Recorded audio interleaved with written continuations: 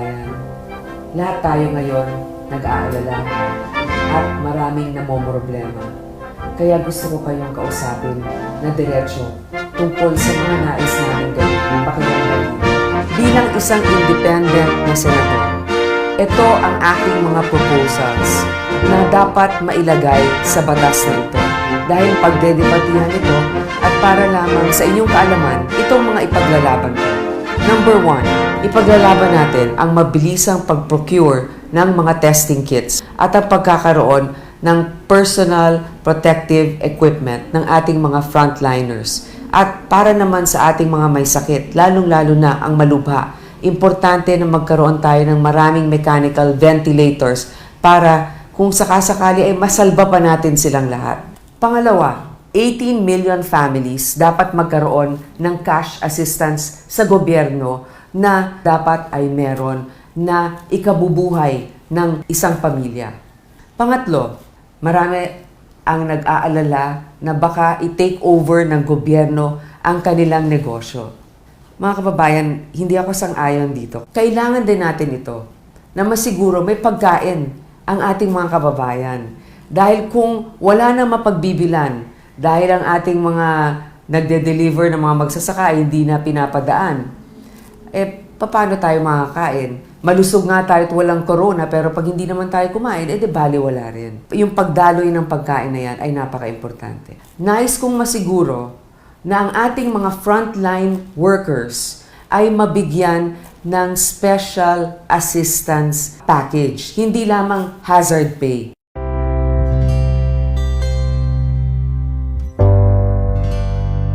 Maraming salamat po sa lahat ng nagtutulungan para maiahon tayo sa krisis na ito.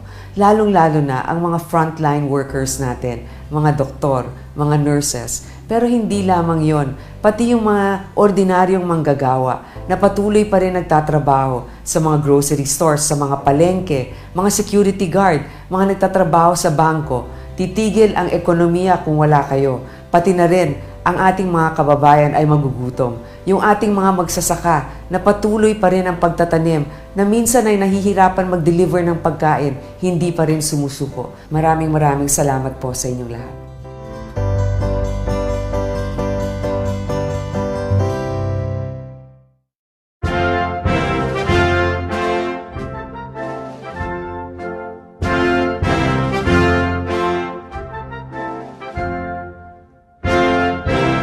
Mahigit 200 pamilya sa lungsod ng Butuan ang binigyan ng tulong ng pamahalaan. Kabilang sa mga ito ang mga nawalan ng tahanan dahil sa nangyaring sunog doon.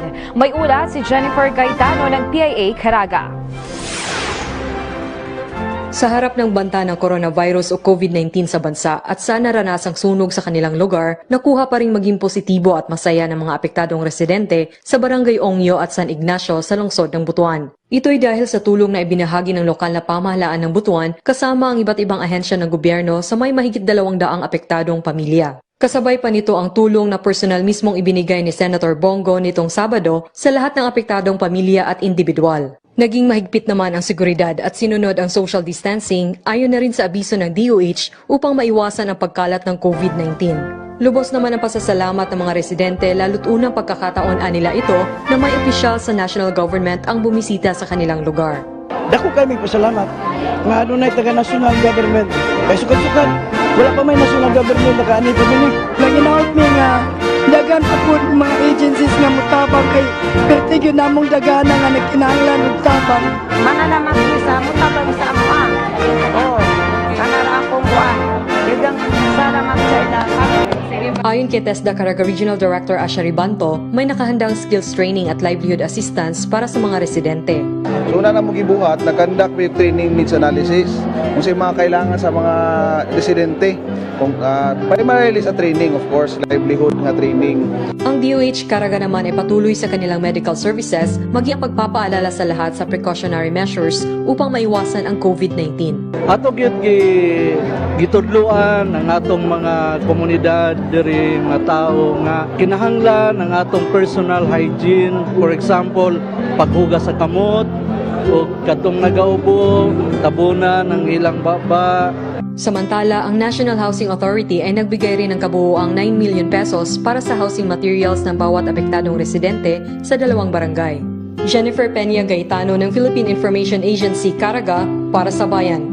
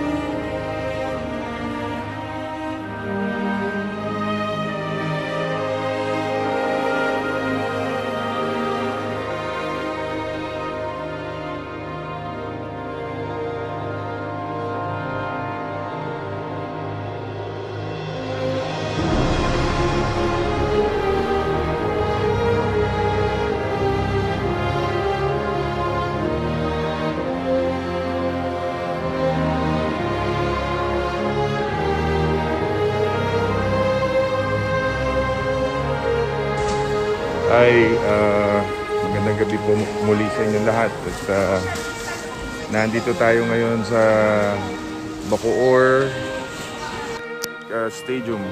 Ayan. At dito po nagpapake yung pong yung ating kumbaga kung itong pinamimigay natin na galing sa City Hall of Bacoor. At sinusiguro po natin na maayos, no? Alam po natin na binash din ng ibang mga ano natin na yung ano daw bakit po kaunti yung binigay.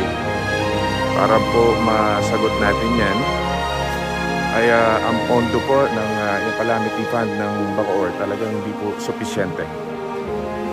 Talagang pinagkakasya po nila. Para dyan po sa mga kababayan natin dito sa ano, talaga naman sunod-sunod na ayun. Ang hirap huminga. Pero pagdaldal ka ng daldal, no? Parang pero ginagawa po natin ito para malaman po ng lahat sa inyo kung ano po yung ginagawa natin. Nang ginagawa rin ng syudad ng Bacoor. Ito ngayon, ito mga social worker po natin.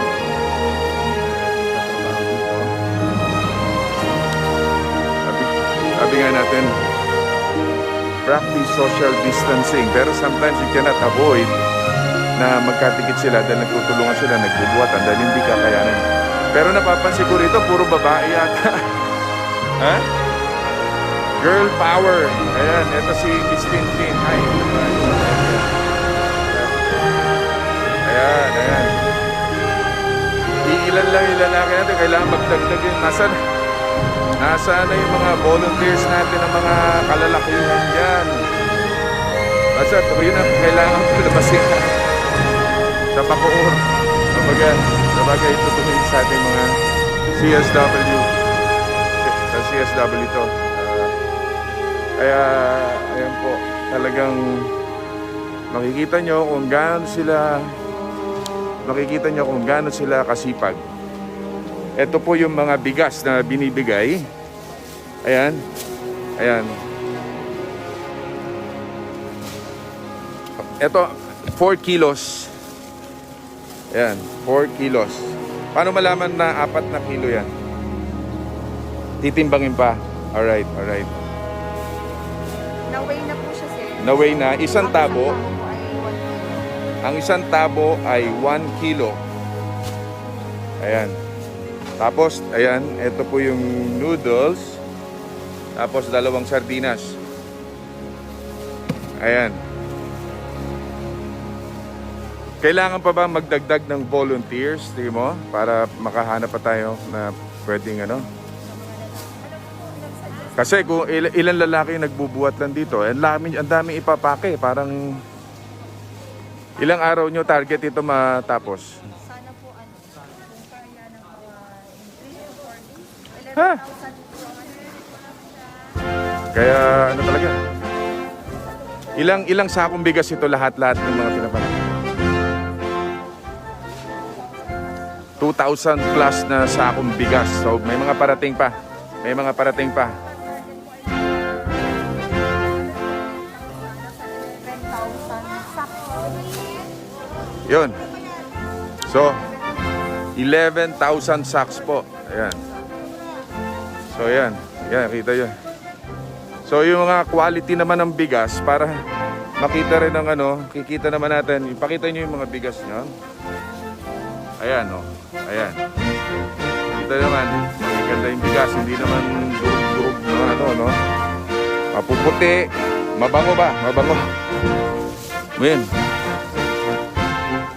Yan, mabango. Sinang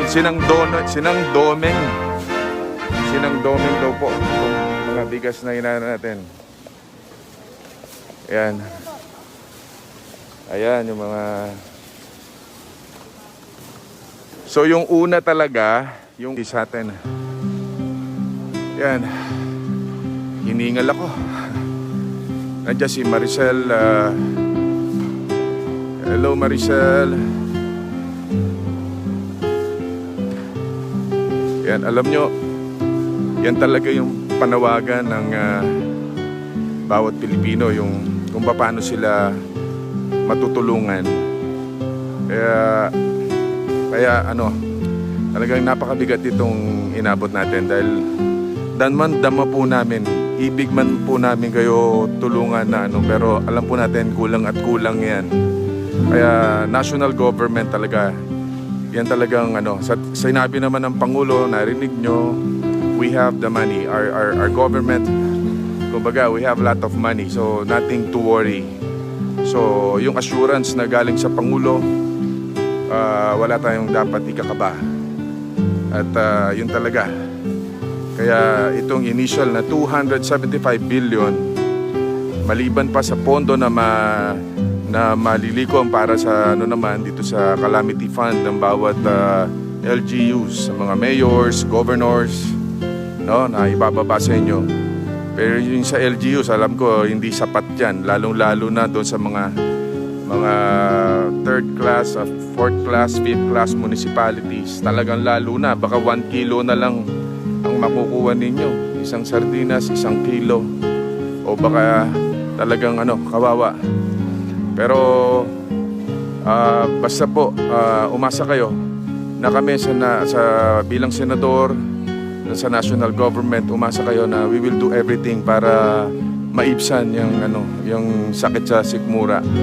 na para malagpasan natin itong problema natin. Ito, talagang napakasakit itong inabot ng itong coronavirus na itong problema, dinulot itong COVID-19 na to. Talagang hindi natin nakala na darating to sa panahon natin.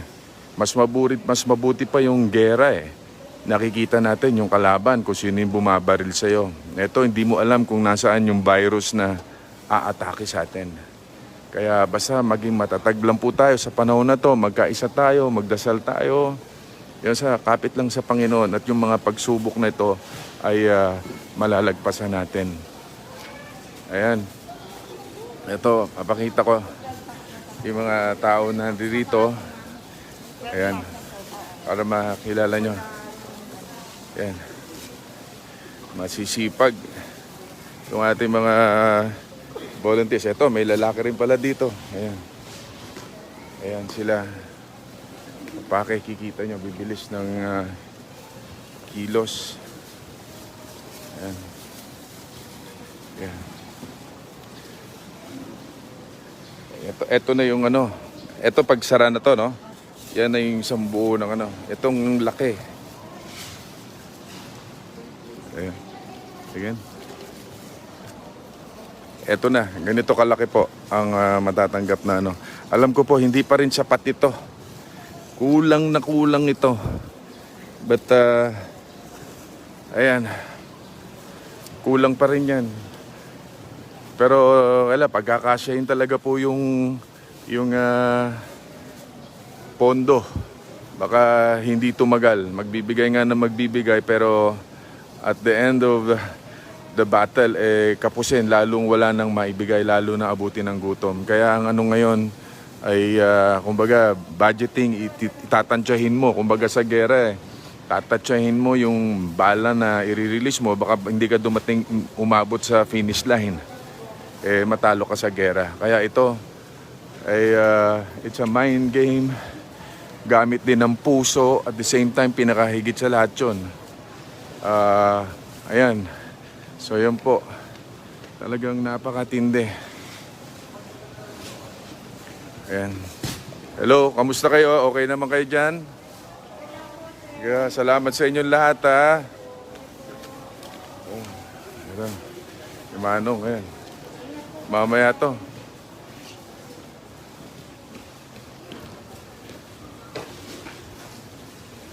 Gusto nyo magbuhat? Ha?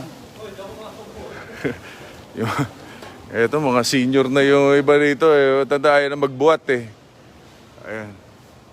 Ito po yung mga bigas natin. Ito. Ayan. Sinan Doming. Ayan. Ayan yung mga magagandang bigas din. Nagkakaubusan na po ng bigas ngayon. So talagang kailangan maghanap ka talaga ng source mo na magagandang bigas. Siyempre hindi naman po pwede basta pakainin mo yung mga hindi nadanas na hirap ng bawat isa tapos pangit pa yung bigas na ibibigay mo. Kailangan quality. Yan po. Ayan. For now, yun. Ayan. Ayan. Hirap. So, sila yung mga bayani natin, yung mga yan. Lalo yung mga doktor, yung mga nurses, yung lahat po yung mga health workers natin, DSWD, yan, CSWD, dami. Ating mga sundalo, mga pulis, mga kapitan, mga barangay tanod, lahat po sila.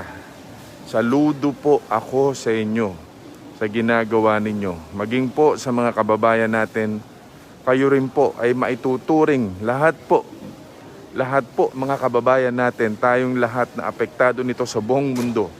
Tayo pong lahat ay pwedeng maging bayani sa panahon nito dahil sumunod lang po tayo sa ating gobyerno.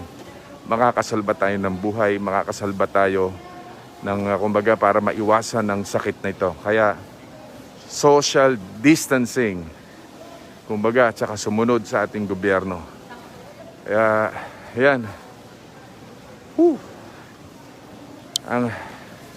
Ang hirap huminga ng nakamas.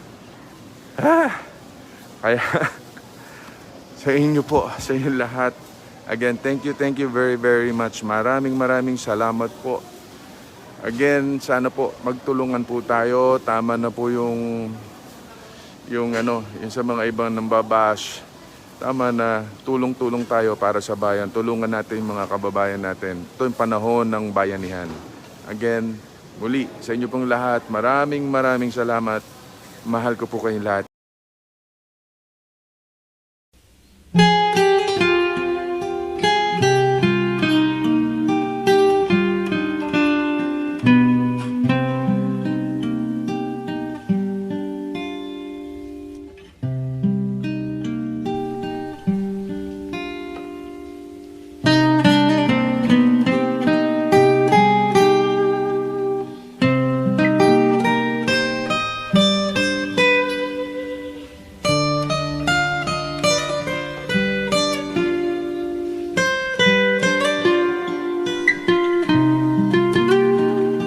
I want to say something very important to the LGUs. LGUs refers to the local government units. We are in a critical time.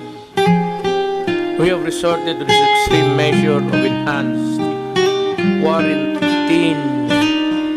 quarantine for the zone because the magnitude of the threat that we are facing calls for it. By its nature, it severely restricts the freedom of movement of our countrymen and thus deprives many people of their ability of earning a living for the coming weeks. Let me add my own words. I'm really very sorry, but I have to do it. Now I call the LGUs. The national governments need your help during this time. But I want to tell you, do not make this quarantine or quarantine more difficult for our people than it already is. LGUs should take note of this.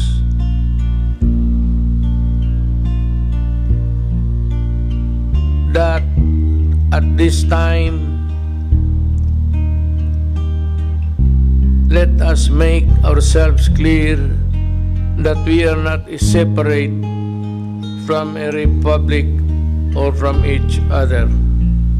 There is only one republic here, the Republic of the Philippines, and therefore you should abide by the directives of the national government when it sets abide by the directives of the whole for the good of the country and the protocols observed during the time of the lockdown. Let me add that at this time, I do not think it is just a quarantine or quarantine.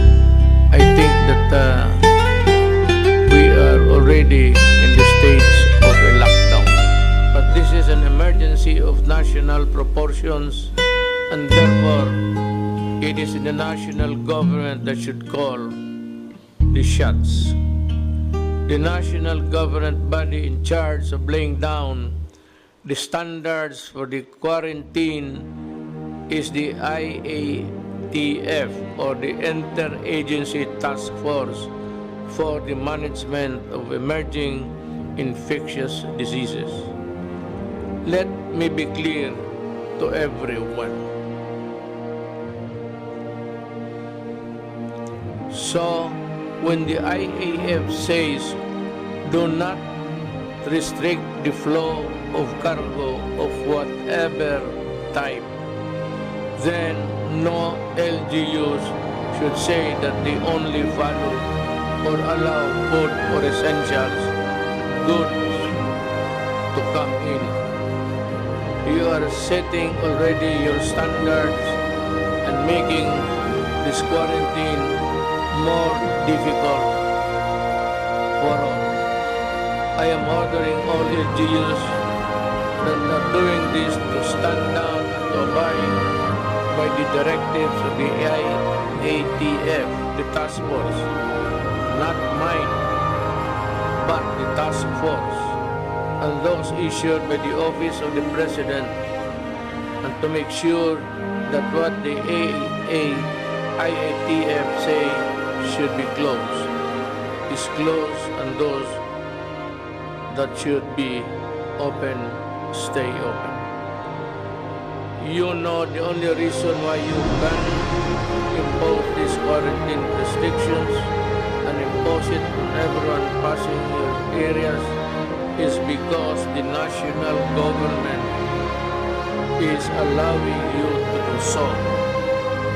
But if you go beyond the standards that we have set, you are abusing your authority, and you know that it can lead to administrative cases or even worse unless you stop what you are doing and completely, fully.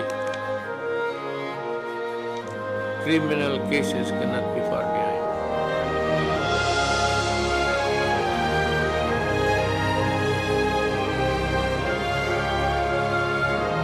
Magandang araw sa lahat. Alam kong marami sa inyo nangangamba sa mga napapanood at nababasa ninyong balita araw-araw tungkol sa coronavirus disease or COVID-19. May mga dumadagdag pa rin sa listahan ng apektado ng sakit na ito. Pero sa bawat araw na lumilipas, sa pagsisikap ng mga eksperto sa buong mundo, lumalalim ang pag-unawa natin sa COVID-19 at dumadagdag ang ating kaalaman. Kaya naman patuloy din ang pagpapaalala natin sa ating mga kababayan na huwag magpanik, maging kalmado at alerto at magbahagi lamang ng mga wastong impormasyon mula sa mga kinauukulan.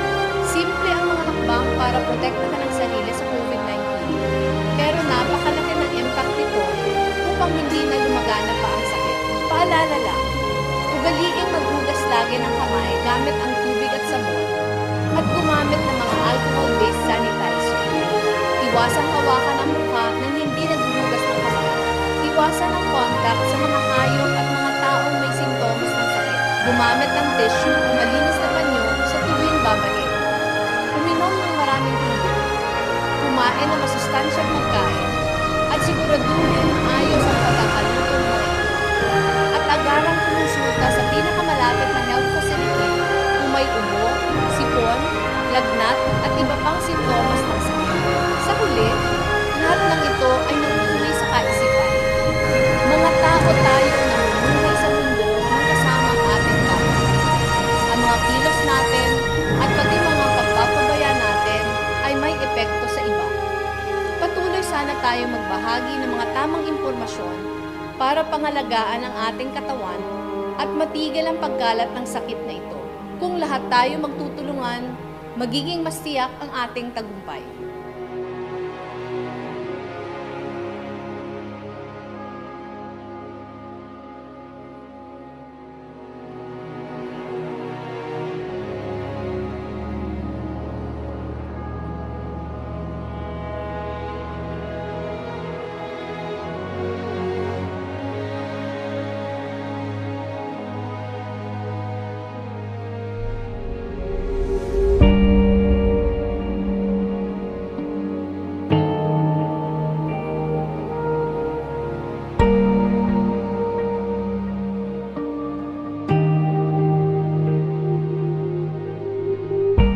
Ako po'y umaapila sa inyo.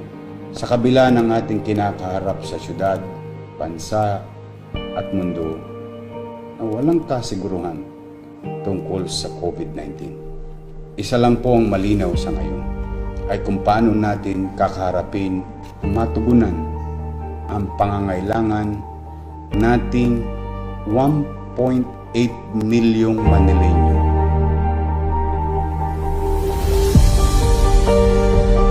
Manatili kayo sa bahay ninyo, darating kami. Huwag kayong mainip, mahirap itong gagawin na. 1,800,000. Humigit kumulang 350 libong pamilya na ating tutugunan.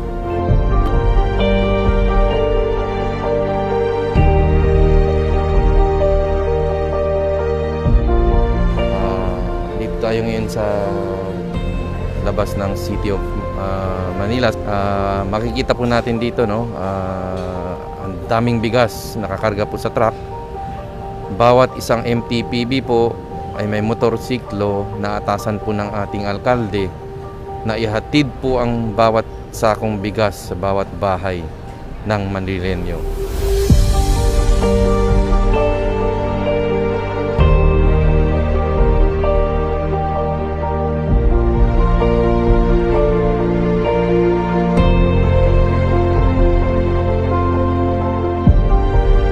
Maraming salamat po sa ating pasakaisa. Maraming salamat po sa inyo lahat. Mag-ingat lang po kayo.